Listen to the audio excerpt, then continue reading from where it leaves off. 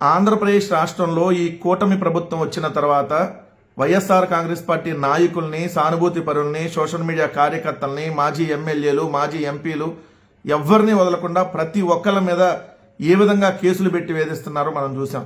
దానిలో భాగంగానే నటుడు, సినీ రచయిత, మాజీ ఫిల్మ్ డెవలప్మెంట్ కార్పొరేషన్ చైర్మన్గా పనిచేసినటువంటి పోసాని కృష్ణమురళి గారిని అక్రమంగా శివరాత్రి రోజు రాత్రిపూట ఆయన్ని హైదరాబాద్లో ఆయన ఇంట్లో అరెస్ట్ చేయడం జరిగింది. ఆయన టీ షర్టు షార్ట్ మీద ఉంటే కానీ డ్రెస్ మార్చుకుంటా అని చెప్పి బెడ్రూమ్లోకి వెళ్తున్నా కూడా బెడ్రూమ్లో కూడా పోలీసులు వెళ్ళి ఆయన అన్నం తింటా అన్నా కూడా తిననీయకుండా, ట్యాబ్లెట్లు వేసుకోవాలన్నా కూడా వేయనీయకుండా, ట్యాబ్లెట్లు వాళ్ళ భార్య పెడతా అన్నా అసలు రేపు పొద్దున మీరే తీసుకోనండి అవసరమైతే అని చెప్పి పోలీసులు ఏదైతే అహంకారంగా ఆమె దురుసుగా ప్రవర్తించినది కూడా మనం చూసాం.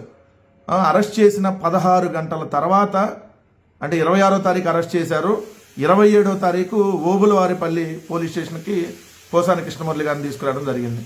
రాత్రేమో నిన్న పోలీసులేమో నోటీసులు ఇచ్చినప్పుడు sub inspector of police Sambepalli PS అని ఉంది.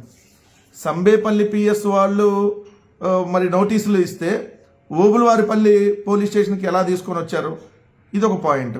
అక్కడే Obulavaripalli PS Anantapuram district Annamayya district అని రాశారు.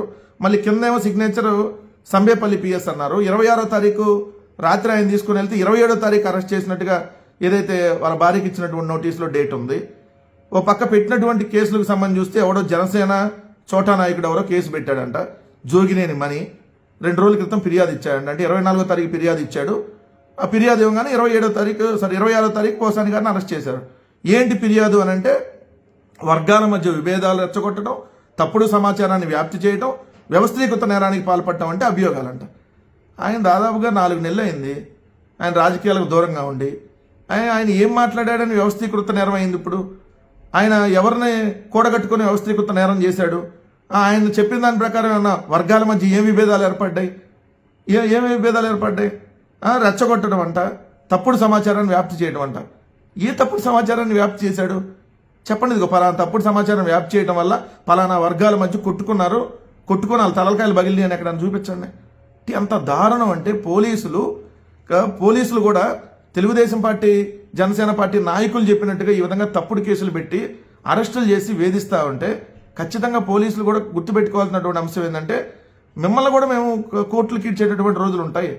ఎందుకంటే మీరు పోలీసుల్లో కూడా చాలామంది మంచి వాళ్ళు ఉన్నారు. ఎవరైతే వాళ్ళకి తొత్తులుగా పనిచేస్తూ ఉన్నారో వాళ్ళకి చెప్తా ఉన్నాం.